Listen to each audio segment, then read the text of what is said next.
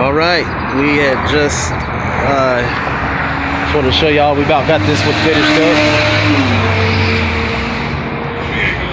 Nah, we got to put the little cap right here, and I believe we got a few more wires to tuck on the other side, and maybe just a little bit right there to kind of help clean it up. But just wanted to show y'all pretty much the final product of it.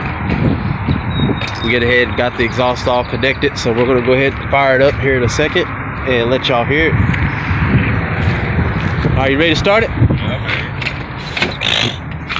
Alrighty, here we go. We got the floor shifter installed. Let's put the key in this bad boy and see what it's gonna do.